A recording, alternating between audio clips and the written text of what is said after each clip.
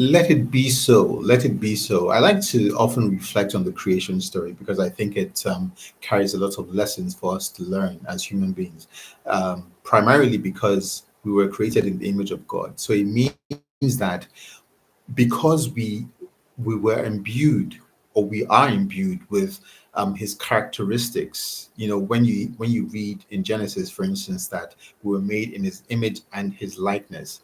In his image and likeness means that we have his unique abilities, and we're created to manifest the same sort of character traits that he has. So for instance, when you read that there's no fear in God, it means that we're created to be that way. We're not created to live in fear.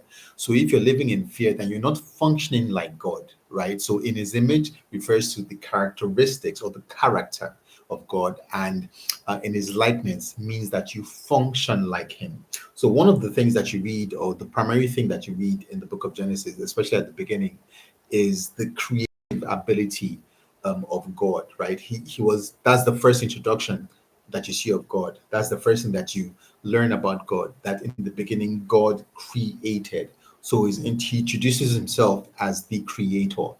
And we are also, to a lesser degree, of course, we're also creators in our own stead, right? That is the godlike ability that we have. We can create stuff, we can bring stuff into existence. But you need to analyze and understand how creation actually works. So you would read in Genesis that first of all, he didn't just do the thing, he spoke it, right? He first of all said what he wanted to achieve. And I've taught on this channel that words are the outer clothing of ideas. So he didn't just speak words, he had a clear, definite idea of what he wanted to achieve, right? And then he spoke it. And then he didn't just stop at the speaking aspect. He went ahead to do it. So you need to understand how that works. The idea first. You verbalize the idea, you clothe the idea with words because words have creative energy, right? When you speak a word into existence, it has energy, it has the potential to develop into something real, into something tangible.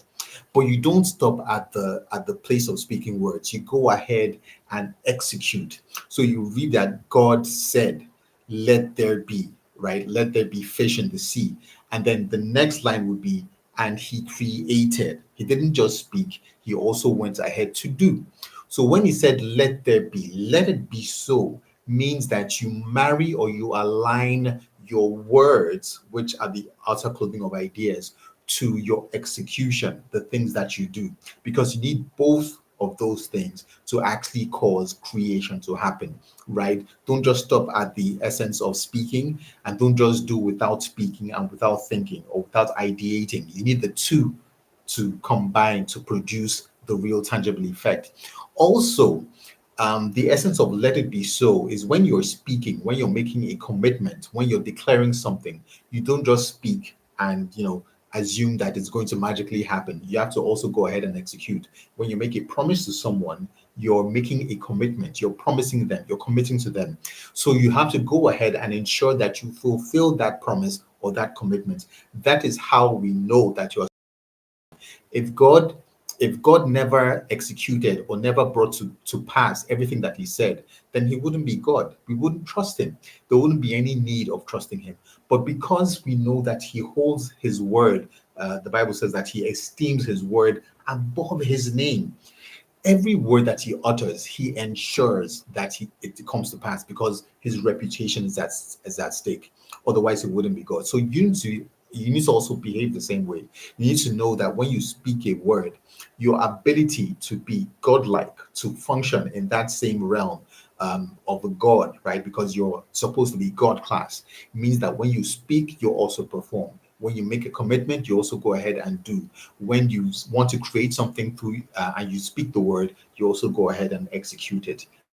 Let it be so. Let every word that proceeds out of your mouth actually be so. So be careful of what comes out of your mouth and ensure that when it does come forth and it's supposed to be something that you really want to achieve, right? Make sure you go ahead and execute it. Let it be so. Let it be so.